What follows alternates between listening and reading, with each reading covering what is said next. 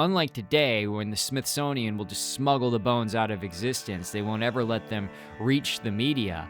Back then, they were displayed because they brought actual magic with them where they were. Ironically, Cain's murder of his brother was something that God saw coming. Cain already had issues with God from the get-go.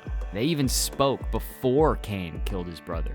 The Cynocephali and all of them, they existed in the Greco-Roman Mediterranean after Jesus died. And then, of course, we've got Solomon, somewhere around 1,000 years before Christ. It says Solomon calls up before him all the demons and asks each in turn his or her name. They fear him. Jesus is the original vampire hunter, guys. This is just facts. If you don't like it, you can take it up with God, but Jesus is the original vampire hunter, okay? You have entered the 21st century dystopian portal. Welcome to confusion, welcome to question, and welcome to clarity. The life is in the blood.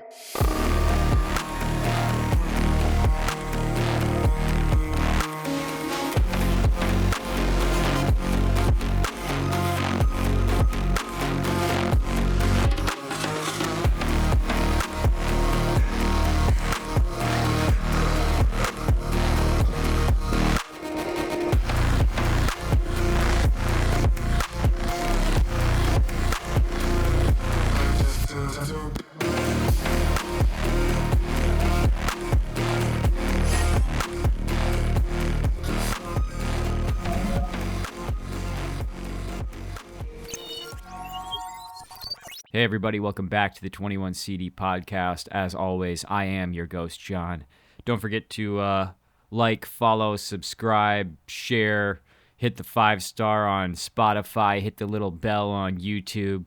Do all the things you do for the ones that you love. That is what will help me grow in these times. We're almost about to get to 10,000 followers, and that's really awesome. Honestly, I don't know if I thought I would get this far, so I'm hoping to get there by the end of the year. That would be amazing. That would be the best New Year's present ever, and with your help, we will get there. All right, let's get into the show. Why does everything want to eat humans? Circle of life always involves something or another getting eaten, but when exactly did the ones getting eaten become the humans? The Bible never really gives you a clean, cinematic first act of cannibalism, but it does give you the first death, and the first death is actually a murder. After the fall of man, the first way that somebody died was being murdered by his brother.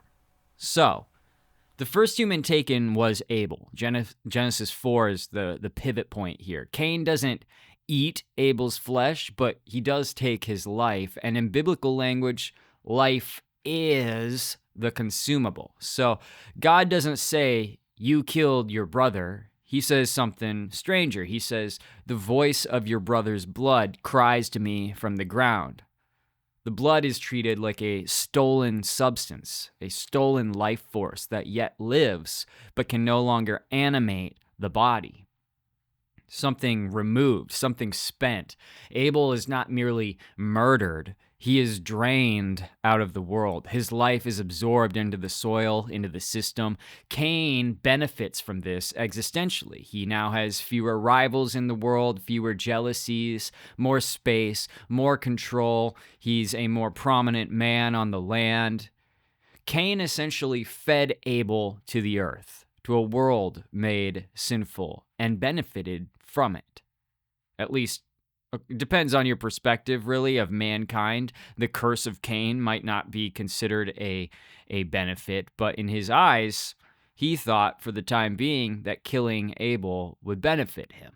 So from a biblical ontology standpoint, that is definitely the first act of human consumption in a way. Ironically, Cain's murder of his brother was something that God saw coming. Cain already had issues with God from the get-go. They even spoke before Cain killed his brother. In Genesis 4:6-15, the Lord says to Cain, "Why are you angry? And why has your countenance fallen? If you do well, will not your countenance be lifted up?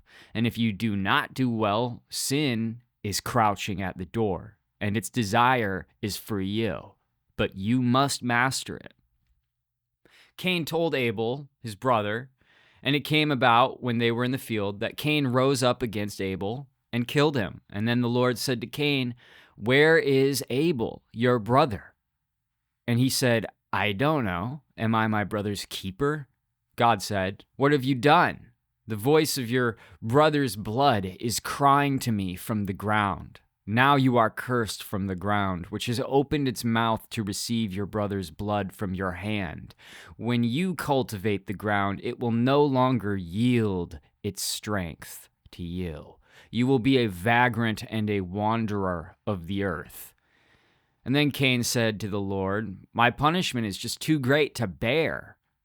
Behold, you have driven me this day from the face of the ground, and from your face I will be hidden. I will be a vagrant and a wanderer on the earth, and whoever finds me, he will kill me." So the Lord said, "Okay, fine. Whoever kills Cain, vengeance will be taken on him sevenfold." And then the Lord appointed a sign for Cain so that no one finding him would slay him. So this isn't exactly cannibalism in the Hollywood sense, but in the ancient sense where taking life for gain counts as feeding, it certainly is of sorts. It is at a minimum a sacrifice for a different life. And at this point, violence enters human history, not as chaos, but as a human strategy. Cain doesn't attack God, he attacks the witness, Abel. He chooses to eliminate the model rather than abandon the model that he has chosen for himself. And this is why later scripture describes Cain as being of the wicked one. Not because of possession in some kind of crude sense, but because he adopts the adversarial logic that refuses correction and seeks dominance through a transformation of self, instead of through the acceptance of the error of his ways. Cain inaugurates a new sort of survival pattern here, the first of its kind. And that's when reality condemns you, you remove the evidence, or you feed off of the blood of those that are more vibrant before you. Abel's death is essentially the first instance of human predation. Not essentially, it literally is. He's not eaten physically, but his life is consumed metaphysically. God's statement that Abel's blood cries out from the ground reveals that once life is taken, it doesn't vanish. It enters the system and destabilizes said system. Abel's blood speaks because it has been converted for a new order. One where life is taken to preserve autonomy rather than offered in trust or love. And this is the moment where sacrifice kind of splits into two paths, one that gives life back to God and one that takes life from God. You see? So seen this way, Cain's act is the philosophical seed of everything that follows. Nephilim violence, demonic hunger, exploitative systems, predatory hierarchies. Cain chooses consumption over communion.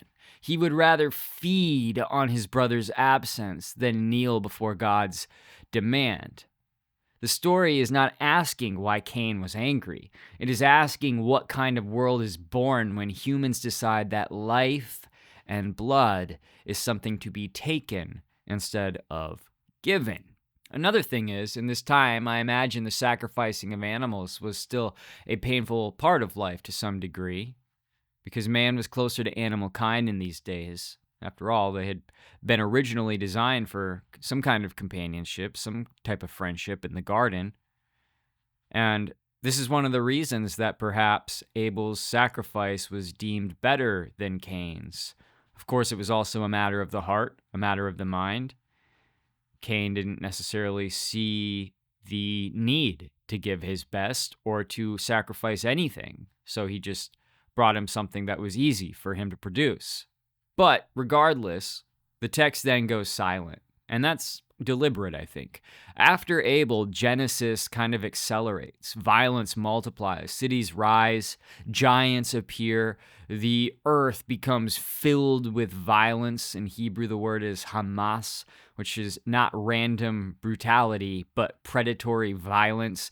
And then, as we know, by Genesis 6, something has gone very, very wrong because all flesh had corrupted its way upon the earth. And that phrase matters, all flesh, because it doesn't just mean people were sinful. It implies the boundary collapse between humans, between animals, between spiritual distinctions. All of these things were breaking down, and the creation was creating itself in a new way that was not right. It was very unnatural. It was very wrong. The flood narrative kind of reads less like moral failure and more like an ecological contamination. It's safe to say that not long after all flesh became corrupted, vampirism and cannibalism was really kicking off, and it was widespread in the land. Ancient Near Eastern texts almost never describe these taboo acts directly, and the Bible doesn't either, and I think that is very indicative of the fact that they are trying not to talk about something so that something doesn't come to be. They allude, they imply, they let the listener fill in what's too destabilizing to say aloud. It's like if you tell somebody not to do something, well, now I'm more tempted to do it. But it got so bad that God had to say it out loud, because apparently it was no longer clear to the creatures of the earth, man included, that this was wrong. But I will say that I would venture a guess that most of the creatures on the earth were no longer human, and a great many of them were no longer in their natural form. I would say that it might be safe to say that there were an equal amount, if not more, hybrids or abominations on the earth at this time than humankind's. It's kind of controversial to say that, but potentially correct to say that. I think it's very possible there are more hybrids on the earth than humans by the time the flood rolled around. After all, mankind could no longer sustain the Nephilim, remember? So animal kind was dwindling, therefore, because they were running out of animal kind to feed to the Nephilim, and that was causing humans to become the target. Humans were being eaten by the Nephilim and by each other. So this insane consumption on behalf of the Nephilim was causing the earth to empty itself out of natural kinds. And so humans were dwindling too. And the Nephilim had even turned to eating themselves. There was such a lack of substance for them in the earth immediately before the flood that it was really just a free-for-all feast upon the planet. And then, of course, after the flood, God suddenly forbids blood. And that's the real clue, I think. In Genesis 9, after the flood, God introduces a new rule. He says, "You shall not eat flesh with its life, that is, its blood." But why say this now? Adam wasn't given this rule. He was never told that, at least it's not written about in the Bible. Abel didn't seem to need to be told that. But Noah does, which suggests the prohibition is kind of reactive. Something involving blood as food was occurring rampantly, was occurring in a widespread fashion. Biblically, laws are not issued in a vacuum. They follow behavior. So when was the first human eaten? Probably pretty close after Cain's sin. From a strict biblical philosophical reading, Abel is the first human consumed in essence. His life taken, his blood absorbed into the ground, his death empowering another human. It's a cause and effect type situation. Pre-flood humanity then crossed the lines. Post-flood law implies blood consumption had become a known practice. But the Bible doesn't give you the scene. You have to paint it yourself. It gives you the after effects, which is often how it treats the most dangerous knowledge. And here's the quiet implication that most sermons will avoid. If consuming blood is banned because life is in the blood, then any system ritual, social, spiritual, economic, that feeds on human vitality without killing the body outright is already vampiric, and it's already operating in the same category. Cannibalism, vampirism, it doesn't begin with teeth. That's just Hollywood. Hollywood wants to make you have this extreme belief of what these things are so that you can get all the way up to that point before you feel like you're doing something wrong. No, real cannibalism and real vampirism begins the moment one human learns how to live longer, stronger, or become richer, whether in biological ways or wealth or whatever, by draining the life of another. And we saw how God handled that with Sodom and Gomorrah too, only 400 years later after the flood, where it's strongly believed that beings of estranged flesh were roaming and engaging in horrifying sexual acts and feasted on humankind in obscene ways that are too dramatic to even talk about. Abraham found fewer than 10 righteous men in that city. And what happened to the place? Smited. Only Lot and his family were spared. And even them barely. Remember, this was after the flood. Again, we hear about this crying out of the life in the blood. It says, the Lord said, because the outcry against Sodom and Gomorrah is great and their sin is very grave, I will go down and see whether they have done altogether according to the outcry that has come to me. And if not, I will know. Where it gets interesting is how later biblical writers pair Sodom and the flood era with angelic rebellion. Some interpreters read Sodom's crime as not only sexual and bodily violence, but an attempted violation of the human-angel boundary. Yet again, an echo of that kind of Genesis 6 logic, but more localized. That reading is kind of debated, I will say, but the textual linkage in Jude and 2 Peter is there. The predatory nature is not debated at all. And the fact that two angelic beings were sent to take Lot and his family out of the city, and even they were almost taken. Lot had to offer his own family to appease the mob from taking these angels. Of course, the angels never would have been allowed to be taken, but it's like it was that bad. And in Second Temple texts, which are not technically Bible canon, but they are part of the ancient conversation, so you can take them as you will, you get an explicit post-flood spiritual hangover. These unclean spirits, these demons leading humans astray after the flood. Check out Jubilees 10 for that. That doesn't place demons inside Sodom directly, but it supports the broader idea that the flood did not end the spiritual war, the vampirism, and the cannibalism. It just kind of reset the board. It all came back. Basically, it seems like these vampires were the first cryptids to ever exist, and they are very persistent. Sodom is kind of a pocket of Eden-like prosperity that curdled into predation, and both stories revolve around the same fears and sins. And when a society stops seeing one human as another human, it starts treating life more like fuel, like life essence. It starts becoming more vampiric. It's a literal vampiric coven of blood and sexual depravity. And it was so bad that it was smited with fire and brimstone. Even to look at it would turn you to salt. R.I.P. to Lot's wife. And then, of course, we've got Solomon, somewhere around 1,000 years before Christ, and his apocryphal textual testament, which was later translated but written quite early on. And a lot of people will throw this out altogether. Some will accept what he talks about. But essentially, it's a congregation of demons and hybrids that appeared before him to feast on the young. After building this temple. It says Solomon calls up before him all the demons and asks each in turn his or her name, as well as the name of the star or constellation or zodiacal sign, and of the particular angel to the influence of which each is subject. One after another, the spirits are vanquished and compelled by Solomon to aid in the construction of the temple.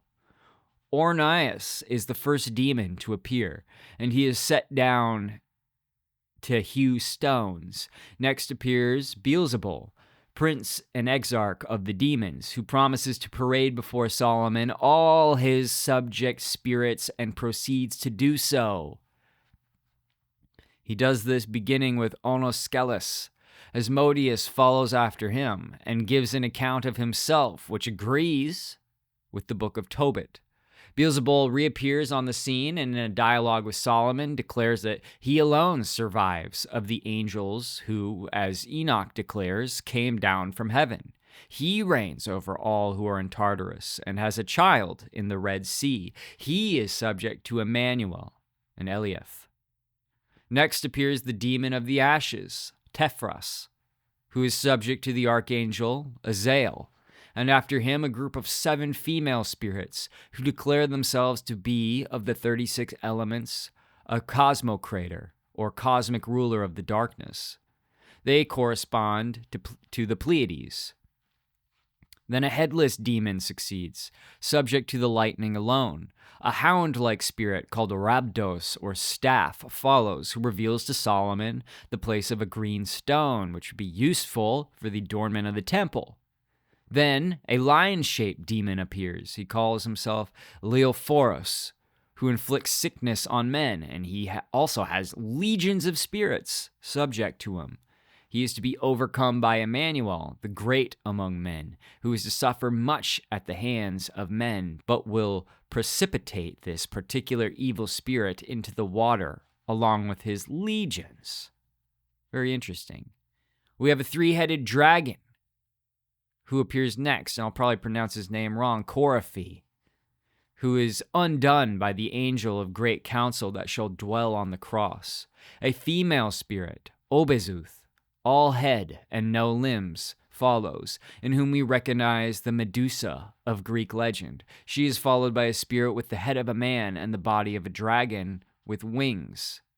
An Epsigos, a 2-headed female demon, follows, whom the wise invoke as Kronos, who prophesies to Solomon the destruction of his kingdom and temple by the Persians, the Medes, and the Chaldeans. In this cataclysm, the vessels in which Solomon confines the evil spirits will be broken, and they will roam over the world until the Son of God is stretched upon the cross, a king that will dominate all spirits, and conceived by his mother without contact with man. Him the first devil will tempt, but not prevail over, and the number of his name is 644, which is Emmanuel. A demon, half horse, half fish, in whom we may recognize Poseidon, appears next, to be followed by one of human shape, the offspring of one of the giants of old. He will be destroyed, he says, by the Savior, a man whose name, if written on our foreheads, terrifies and routs him. Now, at length appear the 36 elements, the world rulers or cosmocrators of this darkness, and they are the decani of the 12 zodiac signs, and though human in form, have the heads and faces of dogs and asses, oxen and birds. Each of them kind of presides over some tract of the human body and inflicts disease within it. Each has an angel who can defeat its malign influence. And when these 36 spirits have been imprisoned or set to work, Ornias reappears and foretells the death of a youth within 3 days. So these are the demons that helped Solomon build his temple.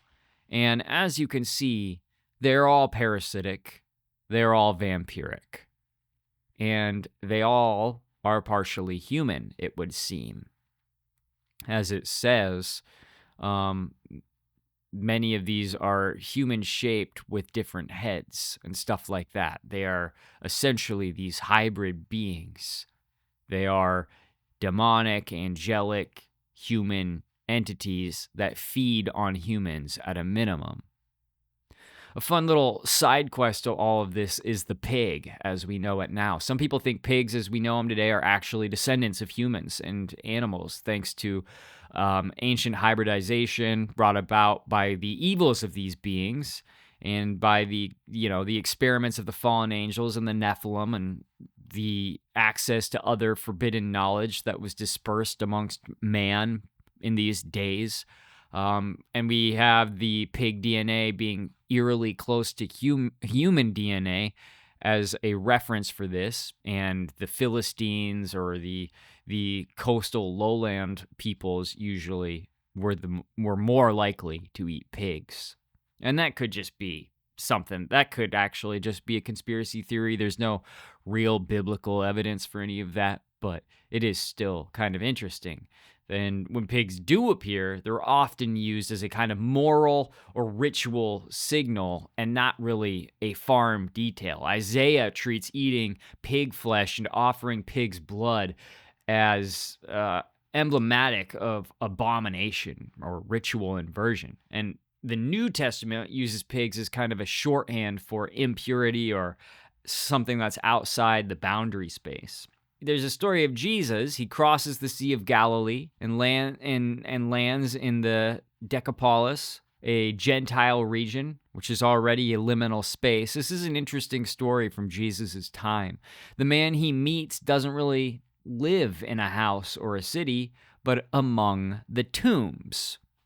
What does that sound like? Kind of like a zombie or a vampire.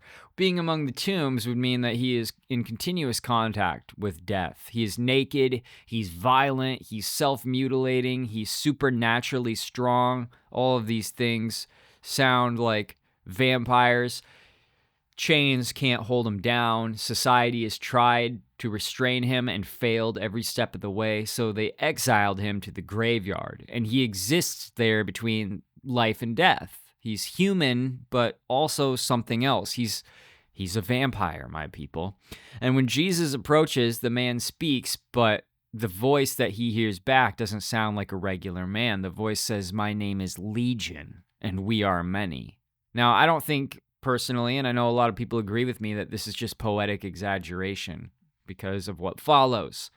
And it's important to point out that a Roman legion back then is roughly about 6,000 soldiers. So whether or not these are 6,000 demons inhabiting this body or something else is unknown, but the possession doesn't appear to be merely personal. This is a colonial takeover. This is a group that has taken territory in this human body and is feeding upon it and causing it to do the same upon the world. And here's kind of where this story becomes unsettling, because the demons beg not to be destroyed, and they ask permission to enter a nearby herd of pigs. And there's about 2,000 of these pigs, so Jesus allows it. And who knows why Jesus allows it? Jesus can do what Jesus wants, but he allows the pigs to become possessed by Legion. And the spirits leave the man, they enter the pigs, and what happens next? The entire herd rushes down a steep bank into the sea and drowns. The entire herd of pigs commits suicide. At a surface level, you could read this as an incredible exorcism miracle.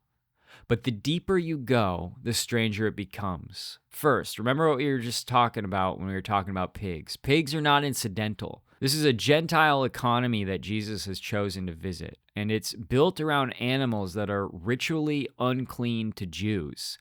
These pigs represent livelihood, food, they represent trade, they are the entire economic system. So when the demons enter the pigs, they don't stabilize, they don't just carry on, they literally self-destruct. The demons cause them to self-destruct.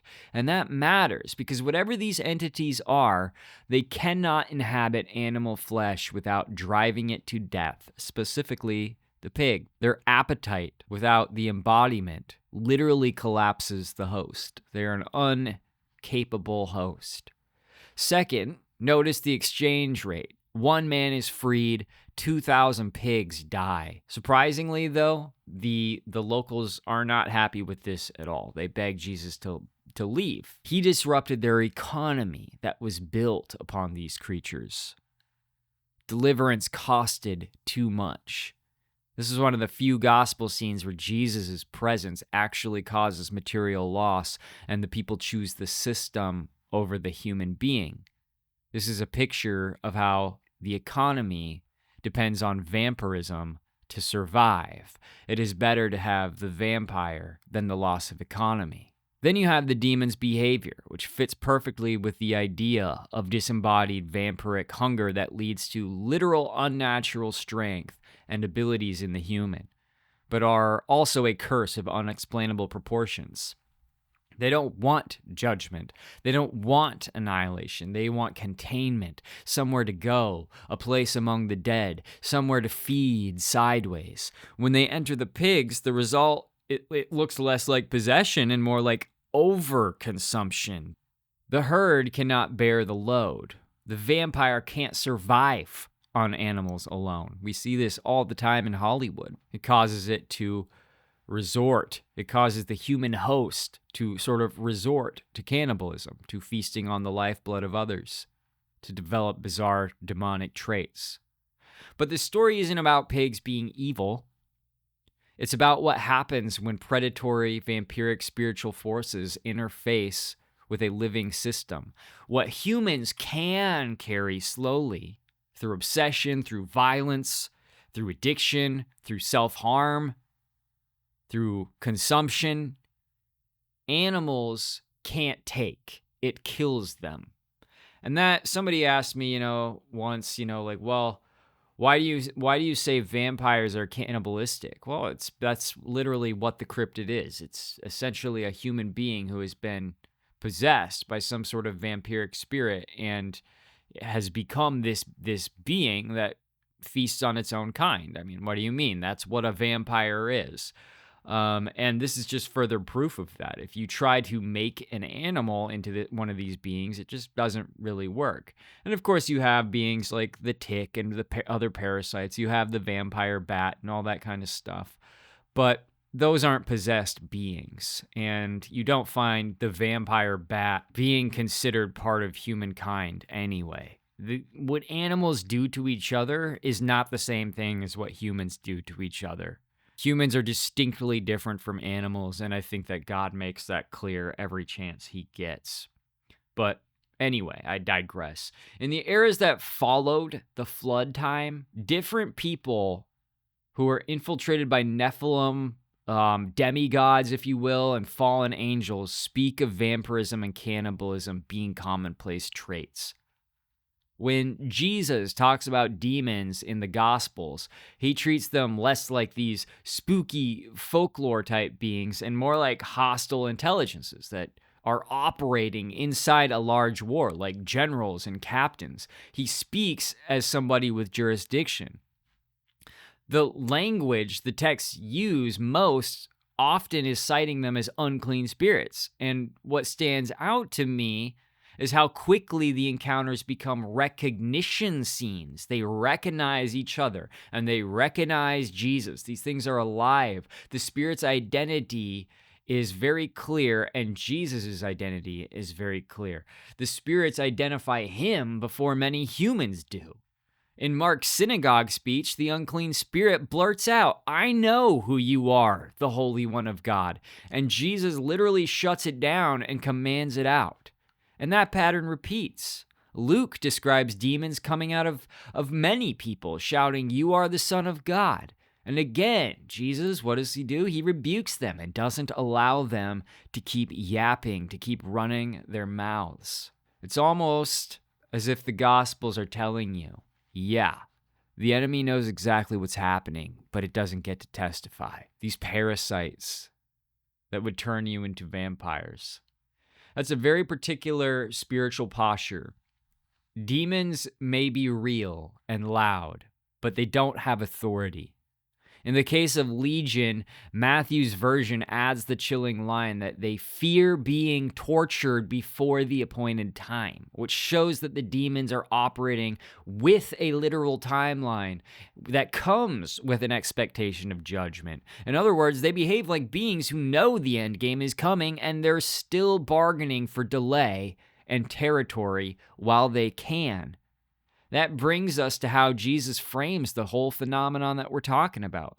These aren't random hauntings. These aren't physical ailments of the earth. They're evidence of a kingdom conflict that changes humanity into something more like them: cannibalistic, vampiric, parasitic.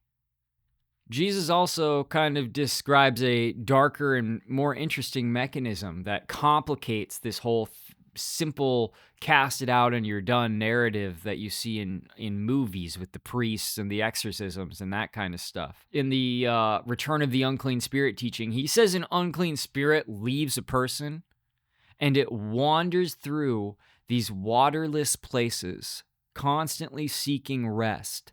And if it returns to find the house, which would be our bodies, empty, it comes back with 7 worse spirits. And the final state becomes even worse than the first. That implies that demons aren't just external attackers. They look for habitation. They look for something to feed upon regularly. And when they find it, they bring their friends. The warning is basically eviction without replacement is unstable. Something will try to move back in.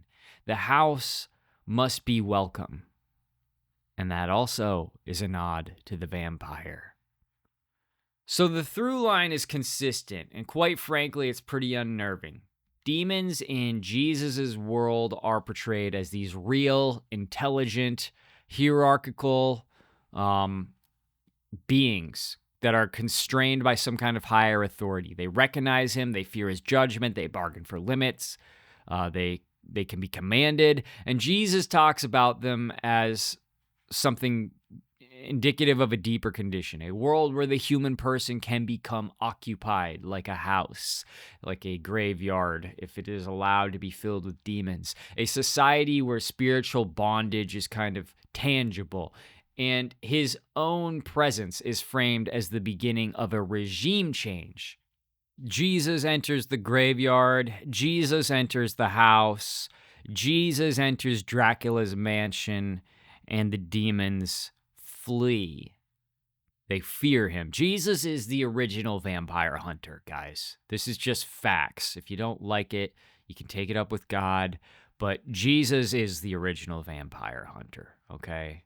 And he's coming into a world where these monsters are kind of widespread in a physically obvious way. So I wonder if we have just forgotten how to see them, or if they have become more invisible to us, because it doesn't seem like people back then had any problem seeing what was going on.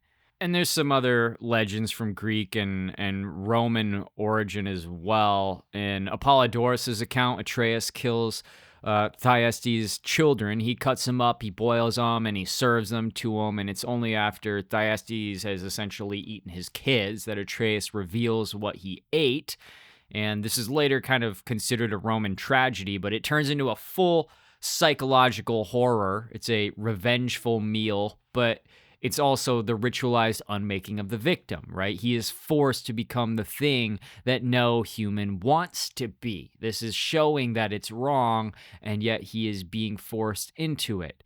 The first human eaten here is not really about the origins of the word. It's more about the dynastic curse, the idea that a bloodline can be poisoned by an act of cannibalism.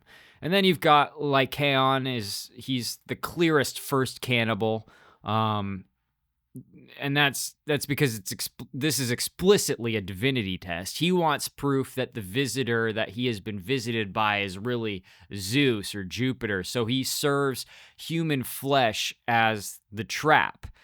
In Ovid's Metamorphosis, the gods describe Cain killing a hostage and preparing the body. And the body is then part boiled and part roasted. He then serves it. The response is almost immediate, and he's basically turned into a wolf, okay? And this is literally where the lichen comes from and lycanthropy comes from. This is basically the first This is where the werewolf comes from. And it comes from these cannibalistic, vampiric natures, which is very interesting. These vampiric tests, these tricks of the consuming of humans, of humankind. So what's lurking underneath here is that cannibalism functions like a litmus test, even for the gods, even for the demigods, if you want to say that, for the universe itself. It's kind of this grotesque way of trying to force something into happening. And through that, a better picture of what you're working with is portrayed. But eating humans is considered, even amongst the host of spiritual beings, a very, very bad thing. It doesn't really seem like there's anything except wild animals out there that believe that eating a human is even remotely acceptable.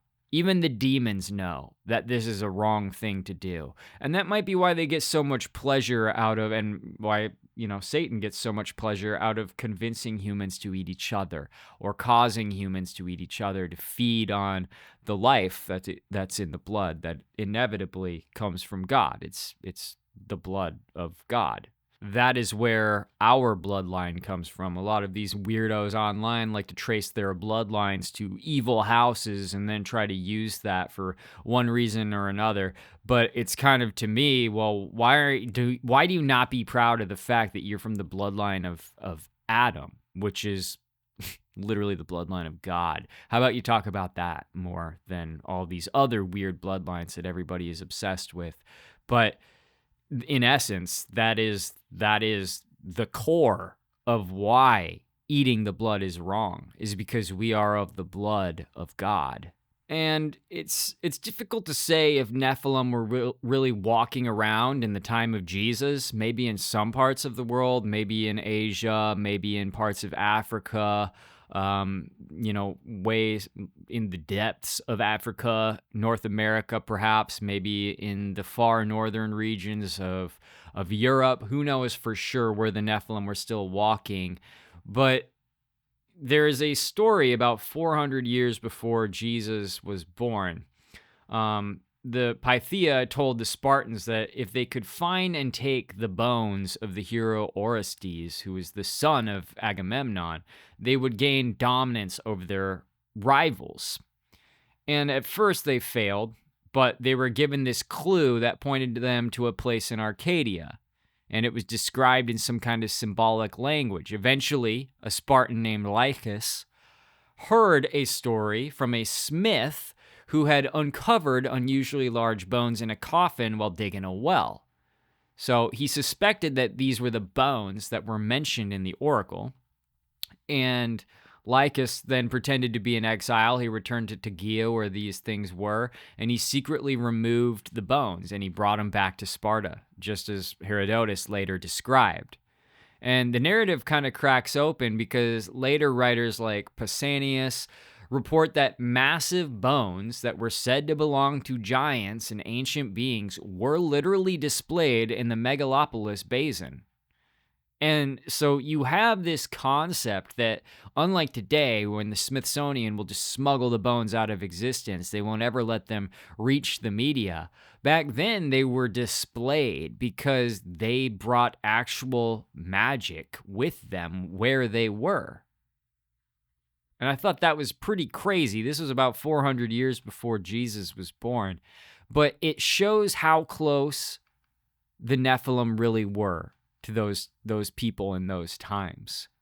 And again, these Nephilim are the giants that are mentioned in the Bible and the extra biblical texts, as well as the religious texts of pretty much every people across the entire world. These giants consumed everything, and they brought with them strange powers and knowledge. And when humans could no longer support them, what happened? The giants turned against them and devoured mankind. All right, and they began to sin against the birds, the beasts, the fish, the reptiles, yada, yada, yada, but most importantly, drinking the blood. Okay? Josephus wrote Antiquities of the Jews around 93, 94 years after Jesus died, pretty late in his life. The bones of these men are still shown to this very day. So this is after Jesus died. He said the bones of these men are still shown to this very day. He's not speaking like some kind of myth maker peering into some kind of foggy past. He's speaking like a man who's anchoring memory to matter. And this is what makes the passage unsettling. Josephus is not reporting a rumor from the age of Joshua. He's telling his Roman era readers that physical remains associated with the biblical giants were visible in his lifetime. He's also not merely describing tall warriors. He's emphasizing an otherness, a qualitative difference that ancient audiences would have immediately recognized as the marks of divine beings who didn't quite belong to the human category but needed humans to survive. When he says bones were still shown, he's employing a common ancient historiographical move. He's appealing to visible proof. He's like saying, well, the science says, or archaeology says. These were not fringe curiosities. They were part of how antiquity understood evidence and tried to form religions and where they came from, how their nations came to be, what bloodlines they were from. The ancient world didn't really separate this myth and natural history the way that modern people do. Large bones in the ground weren't called dinosaurs or whatever else were, eventually made up to replace whatever they were. That's a whole different episode right there, but they weren't really thought about like, I wonder what these ancient creatures were. These people thought they knew what these creatures were, these bones were, and they displayed them in their museums and in their high places because to them, they were gods. They were giant other type beings that came from the heavens. They were the Nephilim, they were the Anakim, and what most modern readers miss is that Josephus literally lived in a world without paleontology, but not without empirical instinct, if you will. When he says the giant bones were unlike those of other men, he's making a comparative judgment. Someone, at some point, had seen enough human remains to know that these were different. The claim is not that giants were strolling around Judea in the first century, but that the residue of a prior world, an older, larger, more violent order, was still very much visible. It was intruding into the present through the ground. That idea in of itself fits remarkably well with this whole Second Temple worldview in which ancient transgressions didn't simply vanish, but kind of left a consequence.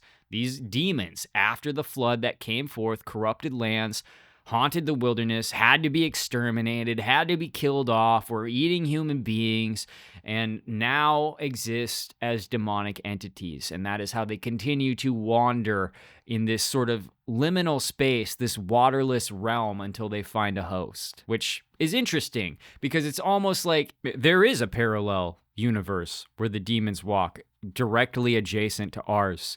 And they're not necessarily seeing the same things that we see, but they are seeing hosts. Kind of like maybe if you were looking through night vision or something and you just see body heat, and all of a sudden you're like, there's a host. They're seeing this sort of colorless landscape with a host on it, whereas human beings see it completely different. And that might be kind of what a demon dimension, if you will, might look like. Ironically, that is also how vampire vision appears to look like. It's this very highly accented vision that comes alight when life force is within sight. It's all like there's all these correlations that are just really interesting to me, and I'm not trying to make anything more than it is, but when you look at the big picture and you take all the little details, it does kind of come together and point to the fact that the demons are what vampires are, and the vampire is essentially what happens when a human is overtaken by a demon. Also, keep in mind, in one of my last videos, I mentioned how werewolves and vampires are essentially the same thing. We talked a little bit about the lichen, and obviously we've been talking a lot about the vampires today, and how they're both, kind of these Nephilim disguises. So it's not very coincidental that we talk a little bit about dog-headed men roaming around at the time of Jesus as well. And I found this kind of interesting. I had always known about the cynocephali and all of them, but they existed after Jesus. They existed in the Greco-Roman Mediterranean. They were already this inherited tradition by the 1st century after Jesus died, AD. That's pretty crazy. Literally, people were reporting them as beings that walked the earth. Even Pliny the Elder, he includes stories of these dog-headed people in his natural history. He catalogs them among these human marvels, describing them as bark-speaking, skin-clad hunters. He links the story that he tells to earlier authorities too, and even gives a huge population number. There's a bunch of these things. Pliny took his job very seriously, and that would make this more than just some sort of story that he's telling for kids. This is essentially him compiling claims from explorers and named sources and then placing them in the world's geography, writing about them, finding them important enough to describe in the world history at the time. And we find these types of people all over the world. We find them in China. They have these beings they have these dog peoples. They have a dog lineage. They have the Shanhai Jing material, which regularly includes dog people among their cataloged beings.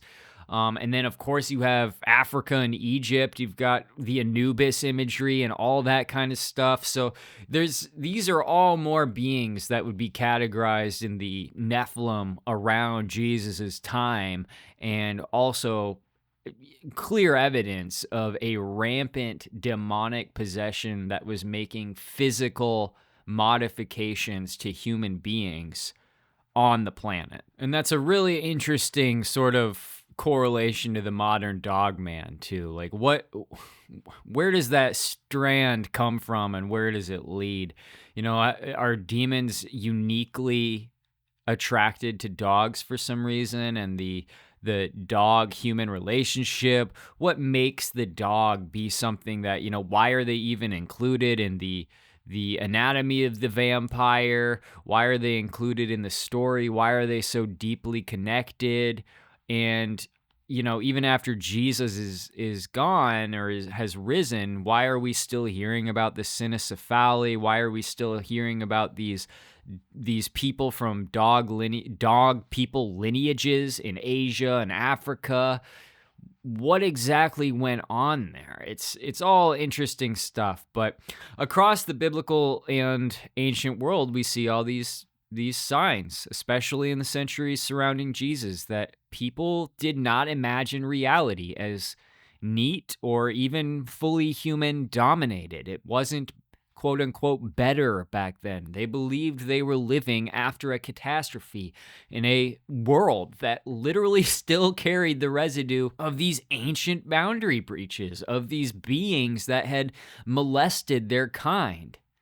And you have the stories of Genesis, of Enoch, and later Jewish texts, and all over the world, ancient Asian and Middle Eastern texts of all types.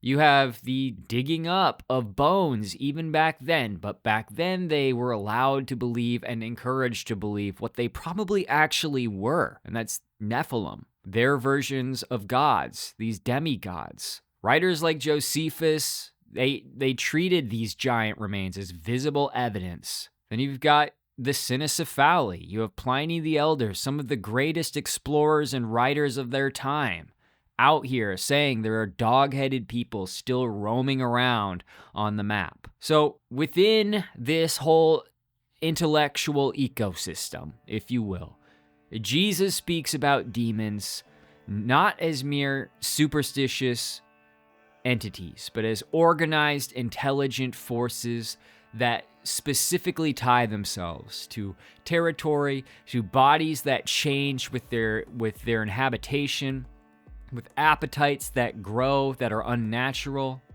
beings that recognize him, that fear judgment, that negotiate and war for habitation. The Gospels place him inside a world that is already haunted by giants, monsters, these unclean spirits, and they present his actions kind of as the beginning of a cleanup operation. We know he was the sacrificial lamb for all humanity. But what I never considered was what else was going on while Jesus was walking the earth.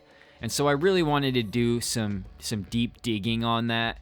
And, I feel like I did a lot of deep digging. I hope I relayed the information in a way that makes sense. But all of this was very fascinating, and I hope you enjoyed it. Yeah, leave a comment or something telling me how you feel about this episode. I love you guys. The life is in the blood.